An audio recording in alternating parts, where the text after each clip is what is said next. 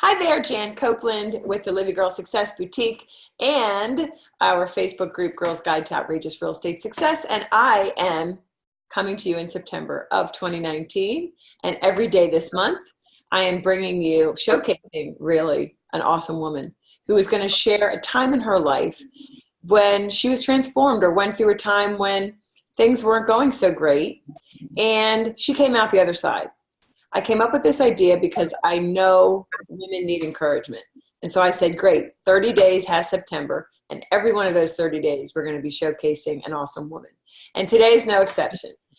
We have Io. Is it Io? That's right. That's Io right. Haynes. Yeah, Yeah. oh, I just get nervous. I don't want to ever mispronounce someone's name. It's happened Io every day of my life. Don't worry about it. Io Haynes, who, if you read She's Unstoppable Live, you met her. She's just an amazing broker in New York. She just recently moved, and so she is dually licensed in Connecticut and New York. And she was voted in 2018 one of the power women in business. And before real estate, she's an actress. I don't know if she's going to share about that at all, but I just wanted to share that with you. And she was featured in HGTV's Selling New York, which I used to love that show, and I don't know why it doesn't exist I know. anymore, but like, what's up with that? I loved I it. know. And now everything's Bravo TV, so maybe they should resurrect that. Mm-hmm. But anyway, Io, the Yes. floor is yours. I want you to share with us whatever's on your heart to share in hopes of encouraging at least one woman, if not more, I'm sure. Great. Well, I first want to start by just thanking you for having that idea and being receptive to God and manifesting that idea. I think we all have benefited from someone sharing their experiences. I remember a time when it was really hard for me to share and let my guard down and to be vulnerable and let people know that I didn't always have the answer, and feeling like, especially starting in real estate, that I had to have all the answers and portraying a role in my mind that I needed to play. That's right. And what I've found is that we're human, right? And people respond to the humanity of you. Yep. And just being able to admit it when you don't know it all, or you will make the effort to find out what you need to know. And so that comes, for me, it came with age. For me, it came with being surrounded by supportive people and having trustworthy people that I could share my fears with and my insecurities, and then building me up. And then coming into my own in real estate and realizing that I was a big asset, and what I could give other people through my knowledge, my experience. And my experience is very varied. I feel like in real estate, we all have these various backgrounds that we can bring to real estate and make it work for us. Like, there's no set rule of what you had to have done or accomplished in your life before you started real estate. That's right. You know, and I guess I'll share, you were giving my credits, and this is a transformation for me. I am certainly not someone who naturally toots my own horn, and it has been something I have had to learn, especially with social media. But I'm really proud of the fact that in 2017, out of 1,400 agents in my entire country, company, which spans New York, New Jersey, and Connecticut, I had the highest rental deal of the company, and that was $100,000 a month rental. Congratulations. That's a Yeah, big thank deal. you. And it took a lot of work, and it took a lot of hand-holding and patience with the client and the referring client. So I just wanted to just put that out there. Not an easy task, but very proud of that. As far as transformations, I would say, I've been thinking, it has been a theme of mine for maybe 2 months since my move in July. And then I don't even think you knew about that. And then you contacted me and said you wanted to speak on this topic. And just, I think the Sunday before, the pastor of the church that I've been going to see if this is a good fit for my family, his sermon was on transformations and crossing over from one side of the Jordan to the other. So I'm like, okay, God, I hear you. I listen, and it's so apropos. Taking the thought further today, I know this is not going to be put on the site on September 11th, but you and I are talking on September 11th, which is, for me as a New Yorker, so impactful, completely transformed my life that day. Had to deal with some serious personal fears that I didn't know were even buried inside of me. And one of them also had to deal with, my mother was in that area and I didn't know if she was safe or not. She went to jury duty, and as an only child growing up with just my mother, as a kid you're always thinking, please don't die, don't die. I don't know who I'm going to go live with, but you are my world. And even as an adult, when she was down there, it was just still heart-wrenching. And just a few years later, I did lose her to cancer. And it loss of a parent is so heartbreaking. And if you are in a relationship like we were, where we were like sisters, not just mother and daughter, it rocked my world. It totally rocked my world. And I think I would say it's been 5 years since her passing, but 7 years since her diagnosis. And I also took care of an elderly aunt who was also in and out of the hospitals. And then I adopted my daughter at birth. I mean, it was just a mountain of transitions and hills and valleys, like the best of times, worst of times. And I didn't know which way was up. It was all that I could do to keep working, to make money, to just take care. I'm so used to taking care of others. I never got the lesson of how to take care of yourself. And so my move to Connecticut is all about taking care of myself. It's all about the transition of making space and time for me so that I can grow my business. I think especially today on September 11th, I think of the poem "And Still I Rise." I mean, we have, as a country, have risen out of the ashes of that day. And I was woefully uneducated about world politics. I was just in another world of who I was. The person that I was the day before and the person that I was the day after were completely different. But I realized that God had presented a miracle, yet another miracle in my life, because the night before I had been invited or asked to work down in that area doing proofreading. And I would have been just getting off of my shift when the attack happened. And I turned it down because I was too tired, and the person called me too late for me to feel comfortable to say yes. And that's grace. How much grace do we experience on a daily basis and not realize? Grace to me is the equivalent of a miracle. It happens so frequently with me. So the transition then, September 11th, with the realization that I had some serious issues from a childhood trauma, needed to happen immediately. And actually, it was a process of realizing that this was really something that needed to be dealt with. But what it did is it propelled me forward to get therapeutic help and to really work on myself and to heal for that child who had been attacked and move forward and take back my life in all the areas that it was working and all the areas that it wasn't. And, I reflect now, 18 years later, it's a good benchmark for me to say, okay, how far have you come from that person to now? Come so far, yet there are still some things that are holding me back, that are being worked on, but it's such a great benchmark, even for a painful day as it is. Yes. But this summer, where I took the time to just take care of me and my family and create the space that I needed for me mentally, spiritually, physically, has been so rejuvenating. And every step along the way, I've been getting like these little cheerleaders along the way, where it's like God putting an angel going, yes, this is the right path. You're doing it right. Yep, yep, this is the right place.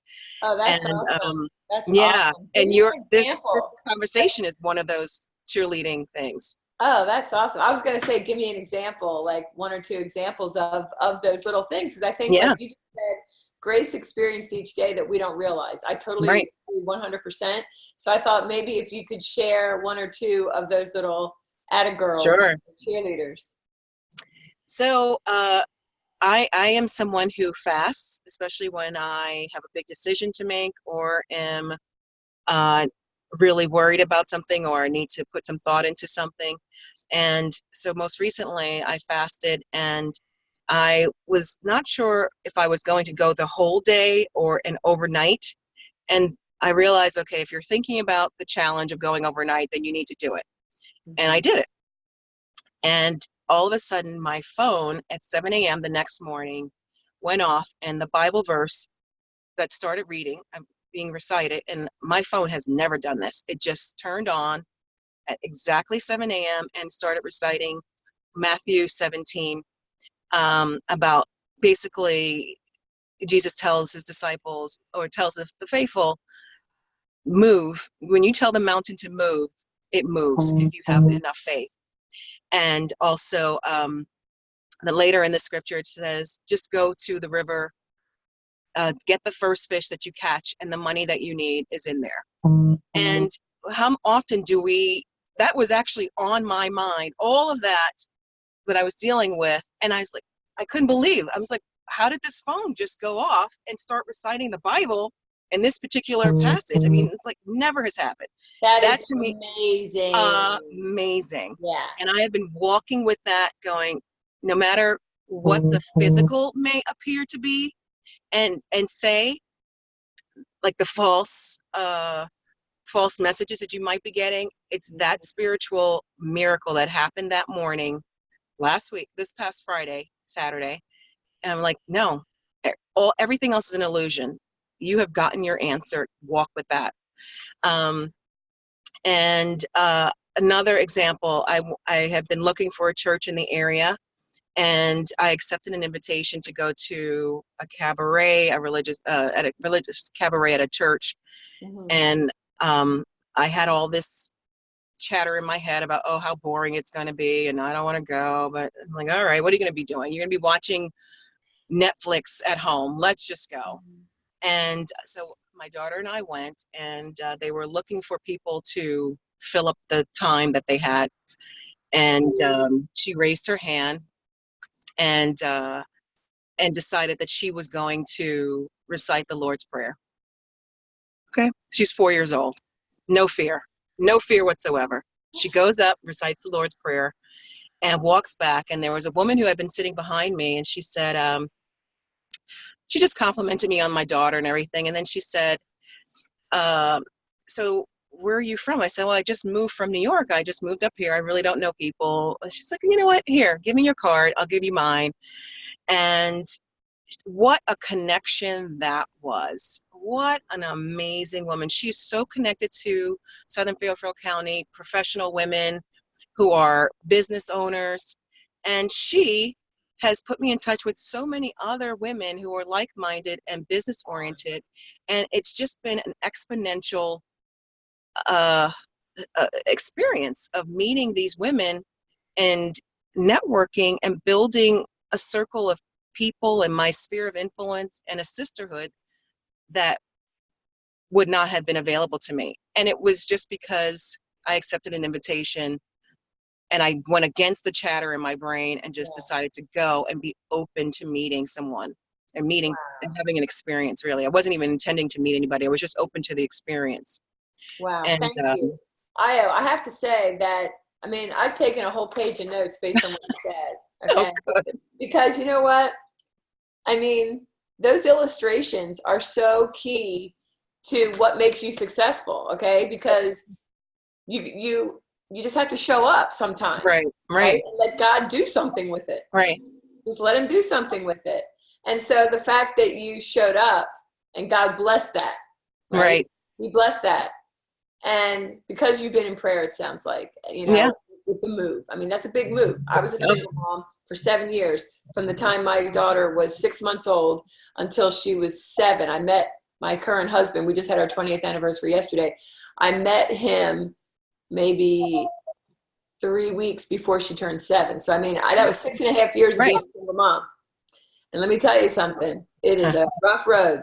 It is. You know what I mean? And it has its joys, like when she goes Yeah. up and recites the Lord's Prayer. It's like, thank you, God, and it's Right. so fun, right? But anyway, and then the other thing that you said was everything is an illusion. Right. Oh my God. The fear is an illusion. The fear isn't even real. Yeah. Right? No, it's Fear not. is something that we create. It's like a cartoon that we create. Right. So, What do they say? Fear is false evidence appearing real, or something to that effect. Exactly. So true. Exactly. And so I don't know. I just think the world of you. oh, thank you. What you just shared here, moving to another state. I don't really know geography that well. Like I know Connecticut. Is that where the Hamptons are? No, that's Long Island. So Okay. I'm on the other side. I'm going north.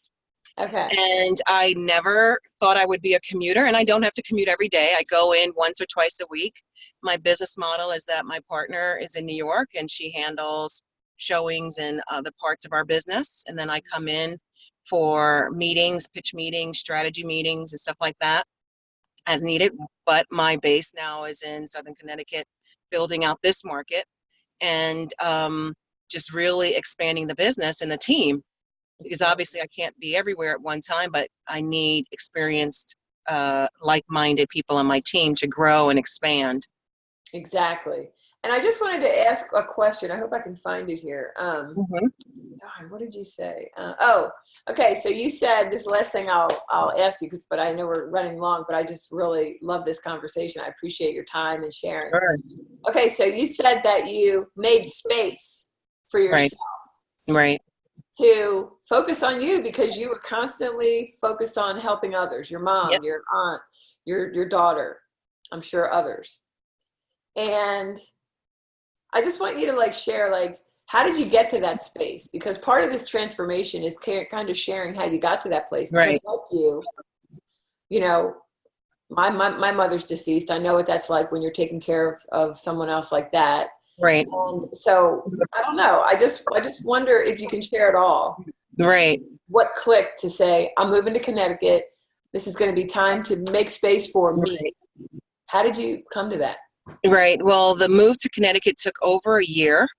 I had planned on moving the year before, and literally 2 weeks before I was going to move, I had a major leak in the condo, and everything was flooded for, you wouldn't even believe. So walls had to come down, floors had to come down. So I think in a spiritual way, I wasn't quite ready for the move. I think if I look back at it in a philosophical, spiritual way, I wouldn't have been committed to the move as I am now. Mm-hmm. The other thing that happened that helped me with processing is it took me 4 years to move all the things of my mother's out of that bedroom, which is now mine, and put it into the basement. I didn't feel like it was my thing to do yet. And so 2 weeks after I do that, the entire basement is flooded. Everything I had put in there for the move, which were my mother's things, my father's things, my aunt's things, all these people who had passed away, all their things I had put in the basement, and then it was wiped away. Wait, Within everything was lost? all of their belongings that I had put down there. I had not moved anything for 4 years from her passing. And then I put it in, and then 2 weeks later, the flood happens, and everything's ruined. And I walked away going, okay, what's the message here? The message here when I did the processing is, these are just things. Why am I holding on and putting in the basement other people's things? As touching and wonderful as it is to have something of theirs, the symbolically putting it in the basement of my life, of my new house, of my new belonging, of my place, what does that mean? I'm putting baggage, luggage, some other experiences in the foundation of my new home. And it was painful to lose all of those things, but I realized also they're just things. This is a message to move forward with a lightness, without encumbrances and really just embrace the move. Don't worry about what's going to happen, what's coming next. Just do it and trust that the net is there, you know? Um, and so that, along with getting, needing to have surgery for fibroids, which I definitely think were stress related. Yeah. I was like, I got the message. I was like, this is enough. Yeah. So I can take care of people to the point of my death, or I can be here for my daughter to watch her grandkids. That's right. I chose the latter. I chose me. I Yeah. chose my experiences. And by making room for myself, which meant letting people help me, Yeah. and do the things that I didn't want or need to do, which would meant vulnerability, Yeah. trusting people will do it and get it done, Mm-hmm. is a faith net as well. And so once I did that, I was like, okay, I've got this. And let me tell you, ever since, Jen, what has shown up are those things saying, yep, you got it. I'm here. Don't worry about it. You're not going to stumble. Don't worry about that. And it's just been a beautiful 3 months or so. And I'm just so grateful for That's the what I was just future. going to say. Your story is beautiful. You're Thank you. open. You're open. And I really don't want people to, women, because mostly women are going to watch this, to really miss that. All That right. you're open to,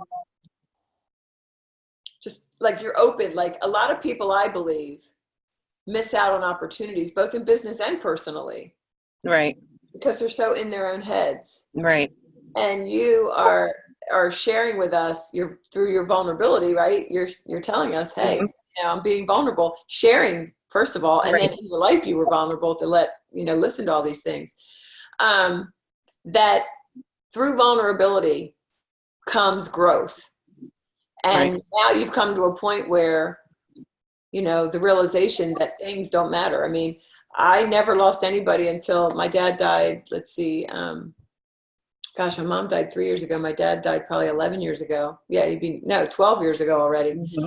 And all I have from my dad is a note, a postcard that he wrote me when I was in college. And he sat down every week and wrote me a note. Oh, wow. And then my mom, I told her to just write something to me. And she just wrote a Right. note. But she's like, I'm not going to write anything, Right. But she wrote her name, and sometimes when I just want connection, I just look at that and I see Right. Yeah. what's most important on Exactly. a ragamuffin piece of paper, Yeah. more to Absolutely. me than any possession, than anything, Right. And I just want to say that vulnerability does not mean weakness. People have definitely mistaken that from me, and that's not it. I'm not open to BS. I'm not open for people to run ramshot over me either.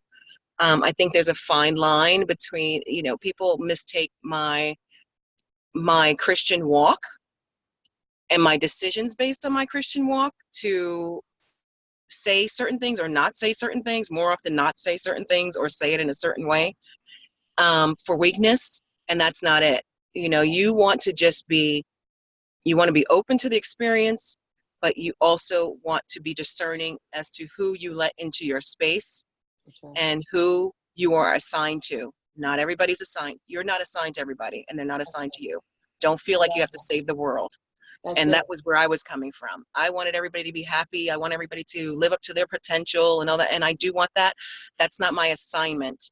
I can do that for the people who are assigned to me, Yeah. who are receptive, who are wanting to grow. Other people, I'll have to leave for whoever has been assigned to them. Okay. Oh, I love that. There's so many good truths in this. I know that I can't wait to watch this when I post it again, because it's really, really good stuff. Thank you. And I didn't realize that you were, in a Christian walk, and I just Oh, love yeah. that you are out there with it, that, unapologetic, right? Because Yeah. we are who we are, right? And say it loud, say it proud. And I Right. thank you for the realization, the truth, that vulnerability is not weakness. Right. Absolutely. Yeah. Vulnerability is actually strength. Exactly. And I'll leave this interview with this and see how, what your reaction is to it. I believe that a real man is vulnerable with his family. Right. And you know, like my dad was vulnerable in his later years. When he was younger, he had a chip on his shoulder in a certain way. And when before he passed away at 80, in his 70s, he apologized to me for how gruff he had been and Right. his way. And in that vulnerability, I had freedom and I actually loved it. You know, I really respected him more. And so Right. I think whether you're a man or a woman, I think there's power in vulnerability, both in the person receiving it and in you giving it. So I just wanted to thank you for Oops. making that distinction. Ooh, sorry. There you go. Yeah, you're so welcome. I mean, yeah, I mean, we all have the little suitcases and, Yeah. bags that we carry from childhood. Most of our issues as adults come from our childhood, whether it be by loved ones or strangers or whatever. It could be as Yeah. small as a divorcing parent or some kind of experience at the hands of somebody else. But Right. we have the choice of carrying it for the rest of our life or leaving it by the wayside That's and right. keep it moving. That's right. Well, thanks again, Io. We You're are welcome. we're going to leave it there. And if you want to get in touch with Io, it's AYOHAYNES. Io Haynes. Yes, All right. at Haynes at Halstead, or just look me up on the Halstead website. Okay, Halstead, STE, HALSTEAD yep, .com.